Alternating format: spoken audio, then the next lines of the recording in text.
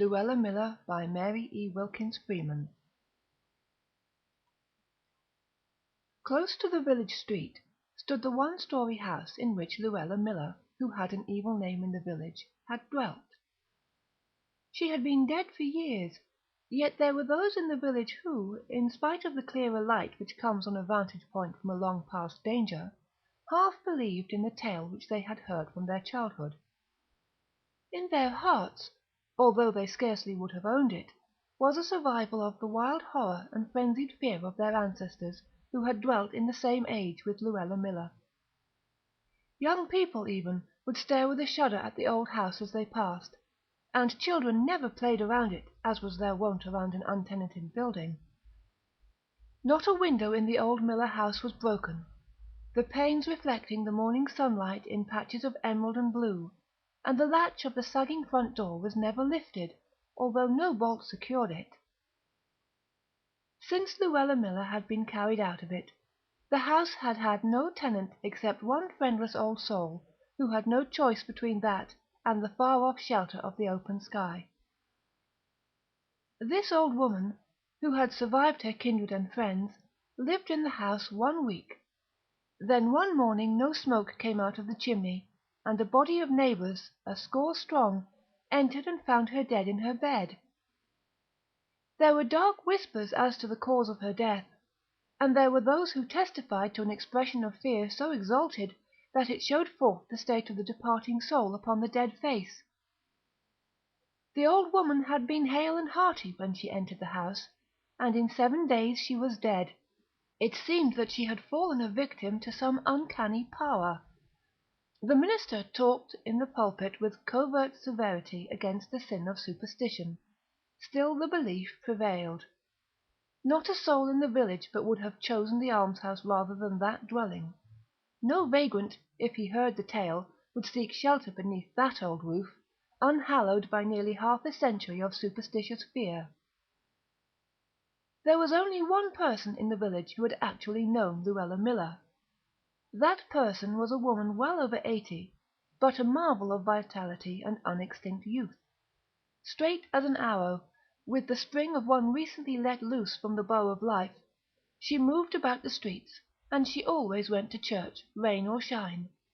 She had never married, and had lived alone for years in a house across the road from Luella Miller's.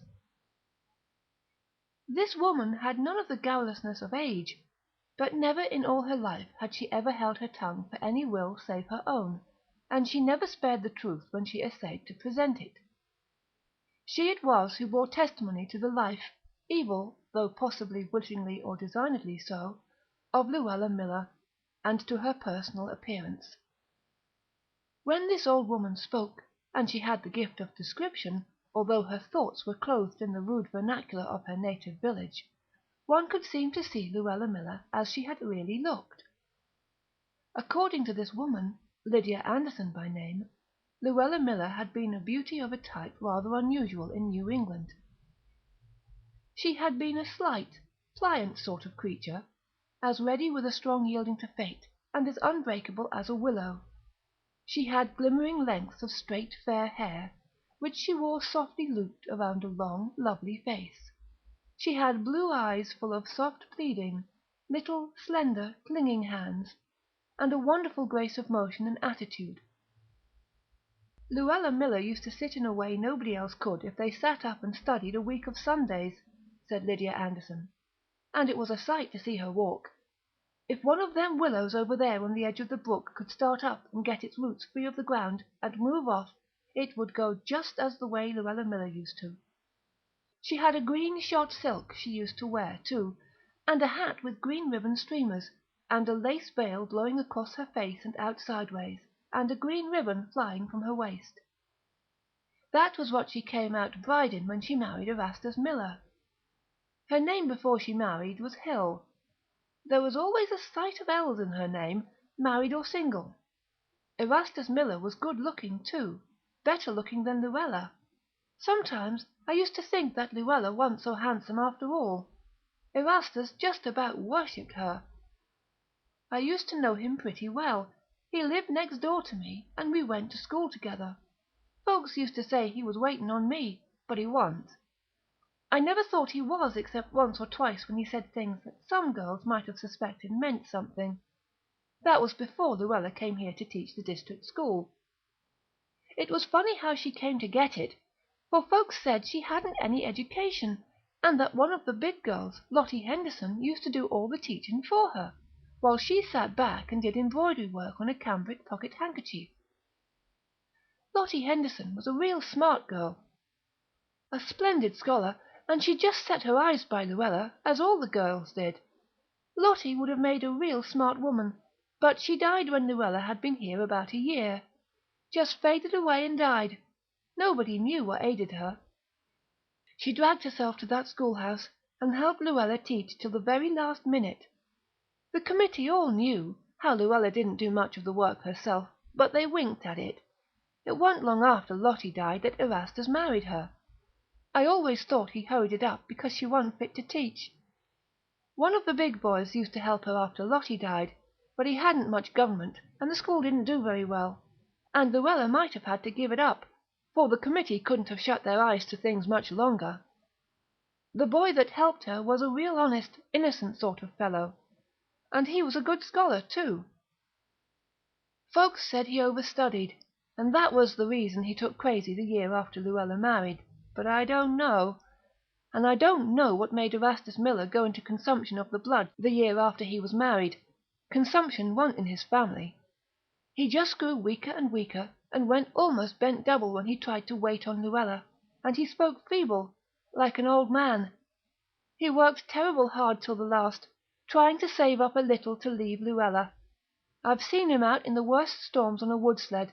He used to cut and sell wood, and he was hunched up on top looking more dead than alive. Once I couldn't stand it. I went over and helped him pitch some wood on the cart. I was always strong in my arms. I wouldn't stop for all he told me to, and I guess he was glad enough for the help. That was only a week before he died. He fell on the kitchen table while he was getting breakfast. He always got the breakfast and let Luella lay abed. He did all the sweeping and the washing and the ironing and most of the cooking.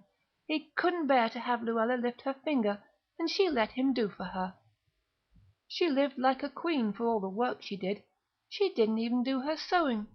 She said it made her shoulder ache to sew, and poor Erastus's sister Lily used to do all her sewing. She wasn't able to, either. She was never strong in her back, but she did it beautifully. She had to suit Luella. She was so dreadful particular. I never saw anything like the faggoting and hemstitching that Lily Miller did for Luella. She made all Luella's wedding outfit, and that green silk dress, after Maria Babbitt cut it. Maria, she cut it for nothing, and she did a lot more cutting and fitting for nothing for Luella too. Lily Miller went to live with Luella after Erastus died. She gave up her home, though she was real attached to it, and wasn't a mite afraid to stay alone. She rented it, and she went to live with Luella right away after the funeral.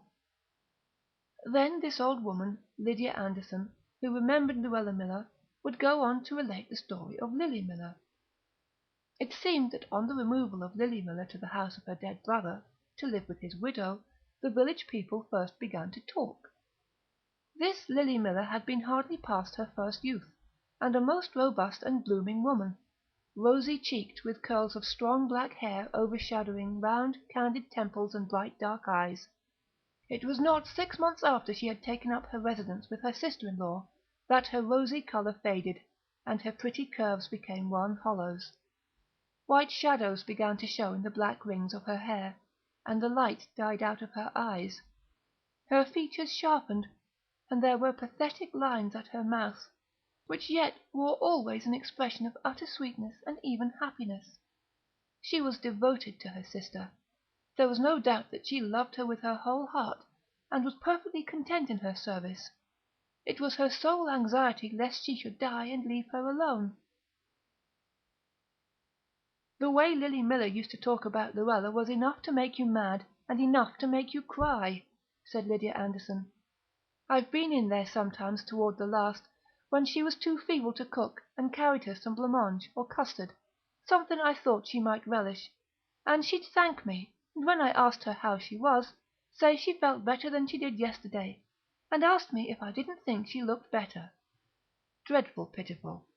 and say poor Luella had an awful time taking care of her and doing the work. She wasn't strong enough to do anything, when all the time Luella wasn't lifting her finger, and poor Lily didn't get any care except what the neighbours gave her, and Luella eat up everything that was carried in for Lily. I had it real straight that she did.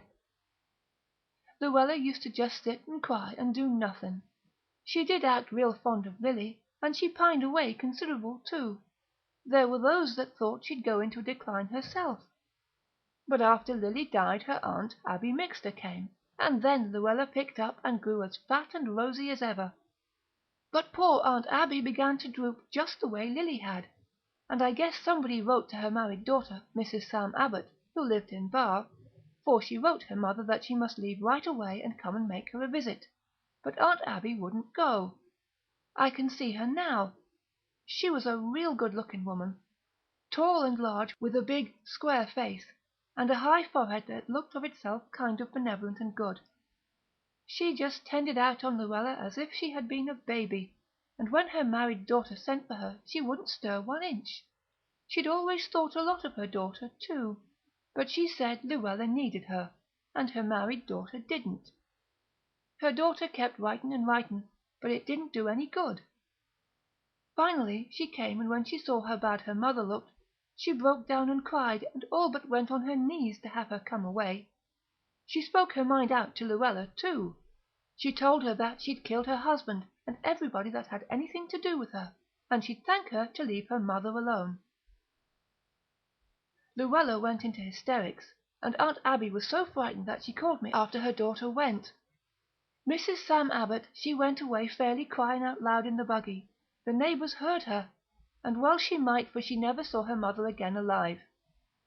I went in that night when Aunt Abby called for me, standing in the door with her little green checked shawl over her head.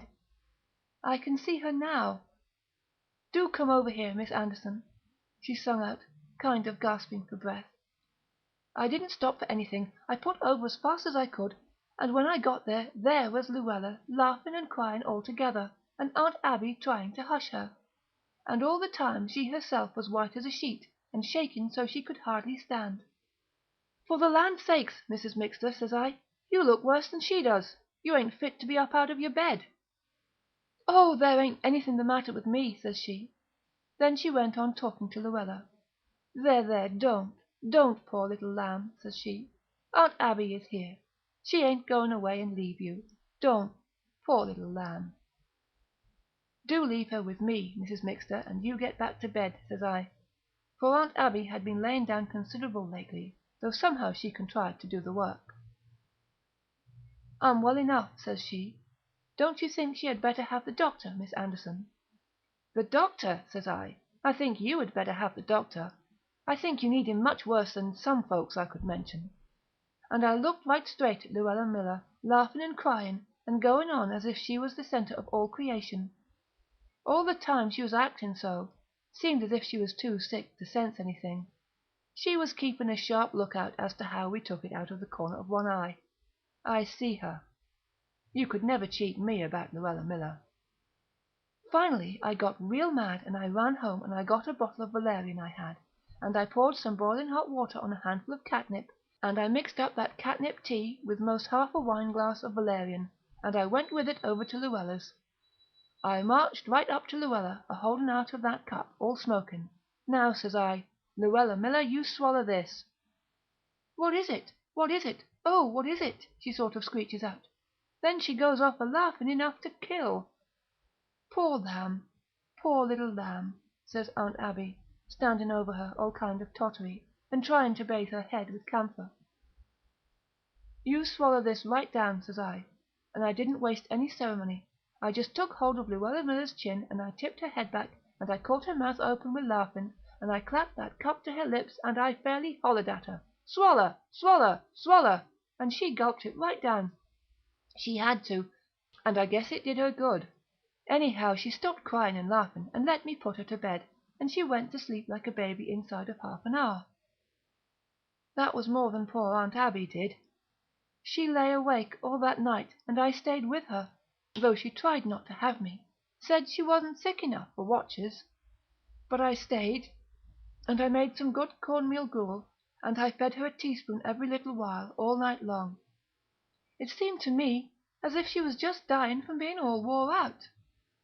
In the morning, as soon as it was light, I run over to the Bisbees and sent Johnny Bisbee for the doctor. I told him to tell the doctor to hurry, and he come pretty quick. Poor Aunt Abby didn't seem to know much of anything when he got there. You could hardly tell she breathed, she was so used up. When the doctor had gone, Luella came into the room looking like a baby in her ruffled nightgown. I can see her now. Her eyes were as blue and her face all pink and white like a blossom, and she looked at Aunt Abby in the bed sort of innocent and surprised. "Why," says she, "Aunt Abby ain't got up yet." "No, she ain't," says I, pretty short.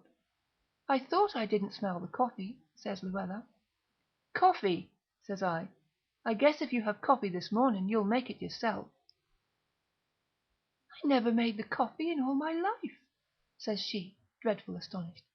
"Erastus always made the coffee as long as he lived, and then Lily she made it, and then Aunt Abby made it. I don't believe I can make the coffee, Miss Anderson." "You can make it or go without, just as you please," says I. "Ain't Aunt Abby going to get up?" says she. "I guess she won't get up," says I, sick as she is. I was getting madder and madder. There was something about that little pink and white thing standing there and talking about coffee, when she had killed so many better folks than she was, and had just killed another, that made me feel most as if I wished somebody would up and kill her before she had a chance to do any more harm. "Is Aunt Abby sick?" says Luella, as if she was sort of aggrieved and injured. "Yes," says I, "she's sick, and she's going to die, and then you'll be left alone, and you'll have to do for yourself and wait on yourself, or do without things." I don't know but I was sort of hard, but it was the truth, and if I was any harder than Luella Miller had been, I'll give up. I ain't never been sorry that I said it. Well, Luella, she up and had hysterics again at that, and I just let her have them. All I did was to bundle her into the room on the other side of the entry where Aunt Abby couldn't hear her, if she wasn't past it. I don't know but she was, and set her down hard in a chair, and told her not to come back into the other room. And she minded. She had her hysterics in there till she got tired. When she found out that nobody was coming to coddle her and do for her, she stopped. At least, I suppose she did. I had all I could do with poor Aunt Abby trying to keep the breath of life in her. The doctor had told me that she was dreadful low, and give me some very strong medicine to give to her in drops real often, and told me real particular about the nourishment. Well, I did as he told me real faithful till she wasn't able to swallow any longer. Then I had her daughter sent for. I had begun to realise that she wouldn't last any time at all. I hadn't realised it before, though I spoke to Luella the way I did. The doctor he came, and Mrs. Sam Abbott, but when she got there it was too late, her mother was dead. Aunt Abby's daughter just give one look at her mother layin' there, then she turned sort of sharp and sudden and looked at me. "Where is she?" says she, and I knew she meant Luella. "She's out in the kitchen," says I. "She's too nervous to see folks die. She's afraid it will make her sick." The doctor, he speaks up then. He was a young man. Old Dr. Park had died the year before, and this was a young fellow just out of college. "Mrs. Miller is not strong," says he, kind of severe, "and she is quite right in not agitating herself." You are another young man, she's got her pretty claw on you, thinks I, but I didn't say anything to him. I just said over to Mrs. Sam Abbott that Luella was in the kitchen, and Mrs. Sam Abbott she went out there, and I went too, and I never heard anything like the way she talked to Luella Miller. I felt pretty hard to Luella myself, but this was more than I ever would have dared to say. Luella, she was too scared to go into hysterics. She just flopped. She seemed to just shrink away to nothing in that kitchen chair, with Mrs. Sam Abbott standing over her and talking and telling her the truth. I guess the truth was most too much for her and no mistake, because Luella presently actually did faint away, and there wasn't any sham about it, the way I always suspected there was about them hysterics. She fainted dead away, and we had to lay her flat on the floor, and the doctor he came running out, and he said something about a weak heart, dreadful fierce to Mrs. Sam Miller, but she wasn't a mite scared. She faced him just as white as even Luella was, laying there looking like death, and the doctor feeling of her pulse. "Weak heart," says she. "Weak heart, weak fiddlesticks. There ain't nothing weak about that woman. She's got strength enough to hang on to other folks till she kills 'em. Weak! It was my poor mother that was weak. This woman killed her as sure as if she had taken a knife to her." But the doctor, he didn't pay much attention. He was bending over Luella, laying there with her yellow hair all streaming, and her pretty pink and white face all pale, and her blue eyes like stars gone out, and he was holding on to her hand and smoothing her forehead, and telling me to get the brandy in Aunt Abby's room. And I was sure as I wanted to be that Luella had got somebody else to hang on to, now Aunt Abby was gone, and I thought of poor Erastus Miller, and I sort of pitied the poor young doctor, led away by a pretty face, and I made up my mind I'd see what I could do. I waited till Aunt Abby had been dead and buried about a month, and the doctor was going to see Luella steady, and folks were beginning to talk. Then one evening, when I knew the doctor had been called out of town and wouldn't be round, I went over to Luella's. I found her all dressed up in a blue muslin with white polka dots on it, and her hair curled just as pretty, and there wasn't a young girl in the place could compare with her. There was something about Luella Miller seemed to draw the heart right out of you, but she didn't draw it out of me. She was settin' rocking in the chair by her sitting-room window, and Maria Brown had gone home. Maria Brown had been in to help her, or rather to do the work, for Luella wa'n't helped when she didn't do anything. Maria Brown was real capable, and she didn't have any ties, she wa'n't married and lived alone, so she'd offered. I couldn't see why she should do the work any more than Luella. She wa'n't any too strong, but she seemed to think she could, and Luella seemed to think so too, so she went over and did all the work, washed and ironed and baked, while Luella sat and rocked. Maria didn't live long afterward. She began to fade away just the same fashion as the others had. Well, she was warned, but she acted real mad when folks said anything, said Luella was a poor abused woman, too delicate to help herself, and they'd ought to be ashamed, and if she died helping them that couldn't help themselves, she would. And she did. "I suppose Maria has gone home," says I to Luella, when I had gone in and sat down opposite her. "Yes, Maria went half an hour ago, after she had got supper and washed the dishes," says Luella in her pretty way. "I suppose she has got a lot of work to do in her own house tonight," says I, kind of bitter. But that was all thrown away on Luella Miller. It seemed to her right that other folks that weren't any better able than she was herself should wait on her, and she couldn't get it through her head that anybody should think it wasn't right. "Yes," says Luella, real sweet and pretty. "Yes, she said she had to do her washing tonight. She has let it go for a fortnight along of coming over here." "Why don't she stay home and do her washing, instead of coming over here and doing your work, when you are just as well able, and enough sight more so, than she is to do it?" says I. Then Luella she looked at me like a baby who has a rattle shook at it. She sort of laughed as innocent as you please. "Oh, I can't do the work myself, Miss Anderson," says she. "I never did. Maria has to do it." Then I spoke out. "Has to do it," says I. "Has to do it. She don't have to do it either.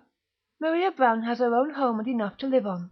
She ain't beholden to you to come over here and slave for you and kill herself." Luella, she just sat and stared at me for all the world like a doll baby that was so abused that it was coming to life. "Yes," says I, "she's killin' herself. She's gonna die just the way Erastus did, and Lily, and your Aunt Abby. You're killin' her just as you did them. I dunno what there is about you, but you seem to bring a curse," says I. "You kill everybody that is fool enough to care anything about you and do for you." She stared at me, and she was pretty pale. "And Maria ain't the only one you're going to kill," says I. "You're going to kill Dr. Malcolm before you're done with him." Then a red colour came flamin' all over her face. "I ain't going to kill him either," says she, and she begun to cry. "Yes, you be," says I. Then I spoke as I had never spoke before. You see, I felt it on account of Erastus. I told her that she hadn't any business to think of another man after she'd been married to one that had died for her, that she was a dreadful woman, and she was, that's true enough, but sometimes I have wondered lately if she knew it, if she wa'n't like a baby with scissors in its hand, cutting everybody without knowing what it was doing. Luella, she kept getting paler and paler, and she never took her eyes off my face. There was something awful about the way she looked at me and never spoke one word. After a while I quit talking and I went home. I watched that night, but her lamp went out before 9 o'clock, and when Dr. Malcolm came driving past and sort of slowed up, he see there wasn't any light and he drove along. I saw her sort of shy out of meeting the next Sunday, too, so he shouldn't go home with her, and I began to think maybe she did have some conscience after all. It was only a week after that Maria Brown died, sort of sudden at the last, though everybody had seen it coming. Well, then there was a good deal of feeling and pretty dark whispers.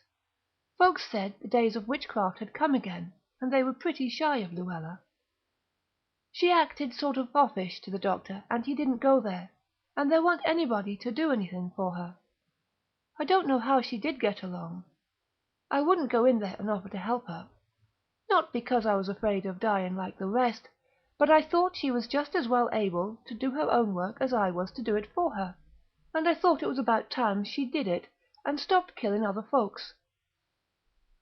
But it wasn't very long before folks began to say that Luella herself was going into a decline just the way her husband, and Lily, and Aunt Abby, and the others had, and I saw myself that she looked pretty bad. I used to see her going past from the store with a bundle as if she could hardly crawl. But I remembered how Erastus used to wait and tend when he couldn't hardly put one foot before the other, and I didn't go out to help her. But at last one afternoon I saw the doctor come driving up like mad with his medicine chest, and Mrs. Babbitt came in after supper and said that Luella was real sick. I'd offer to go in and nurse her, says she, but I've got my children to consider, and maybe it ain't true what they say, but it's queer how many folks that have done for her have died. I didn't say anything, but I considered how she had been Erastus's wife and how he had set his eyes by her, and I made up my mind to go in the next morning, unless she was better, and see what I could do. But the next morning I see her at the window, and pretty soon she came stepping out as spry as you please, and a little while afterward Mrs. Babbitt came in and told me that the doctor had got a girl from out of town, a Sarah Jones, to come there, and she said she was pretty sure that the doctor was going to marry Luella. I saw him kiss her in the door that night myself, and I knew it was true. The woman came that afternoon, and the way she flew around was a caution. I don't believe Luella had swept since Maria died. She swept and dusted and washed and ironed, wet clothes and dusters, and carpets were flying over there all day, and every time Luella set her foot out when the doctor wasn't there, there was that Sarah Jones helping of her up and down the steps as if she hadn't learned to walk. Well, everybody knew that Luella and the doctor were going to be married, but it wasn't long before they began to talk about his looking so poorly, just as they had about the others, and they talked about Sarah Jones too. Well, the doctor did die, and he wanted to be married first, so as to leave what little he had to Luella, but he died before the minister could get there, and Sarah Jones died a week afterward. Well, that wound up everything for Luella Miller. Not another soul in the whole town would lift a finger for her. There got to be a sort of panic. Then she began to droop in good earnest. She used to have to go to the store herself, for Mrs. Babbitt was afraid to let Tommy go for her, and I've seen her going past and stopping every 2 or 3 steps to rest. Well, I stood it as long as I could, but one day I see her coming with her arms full, and stopping to lean against the Babbitt fence, and I run out and took her bundles and carried them to her house. Then I went home, and never spoke one word to her, though she called after me dreadful kind of pitiful. Well, that night I was taken sick with a chill, and I was sick as I wanted to be for 2 weeks. Mrs. Babbit had seen me run out to help Luella, and she came in and told me I was going to die on account of it. I didn't know whether I was or not, but I considered I had done right by Erastus's wife. That last 2 weeks, Luella she had a dreadful hard time, I guess. She was pretty sick, and as near as I could make out, nobody dared go near her. I don't know as she was really needing anything very much, for there was enough to eat in her house, and it was warm weather, and she made out to cook a little flour gruel every day, I know, but I guess she had a hard time, she that had been so petted and done for all her life. When I got so I could go out, I went over there one morning. Mrs. Babbit had just come in to say she hadn't seen any smoke, and she didn't know but it was somebody's duty to go in, but she couldn't help thinking of her children, and I got right up, though I hadn't been out of the house for 2 weeks, and I went in there, and Luella she was laying on the bed, and she was dying. She lasted all that day and into the night, but I sat there after the new doctor had gone away. Nobody else dared to go there. It was about midnight that I left her for a minute to run home and get some medicine I had been taking, for I had begun to feel rather bad. It was a full moon that night, and just as I started out of my door to cross the street back to Luella's, I stopped short, for I saw something.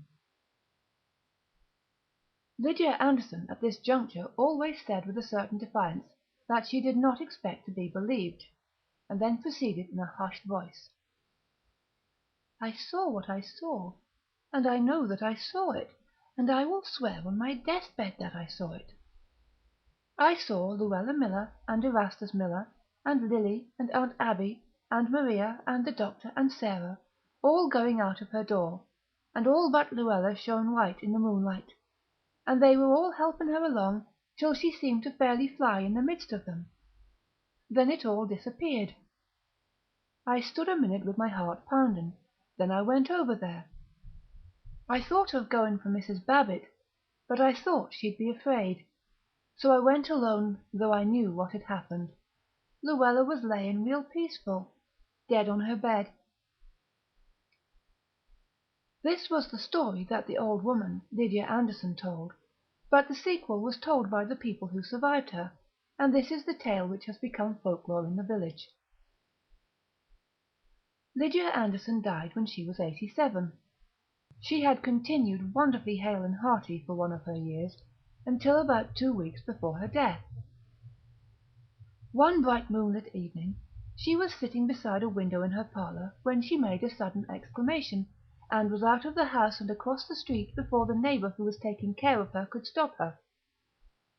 She followed as fast as possible, and found Lydia Anderson stretched on the ground before the door of Luella Miller's deserted house, and she was quite dead. The next night there was a red gleam of fire athwart the moonlight, and the old house of Luella Miller was burned to the ground.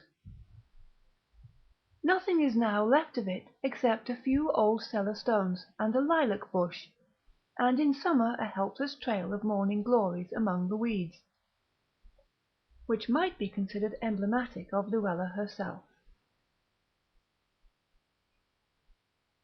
End of Luella Miller by Mary E. Wilkins Freeman.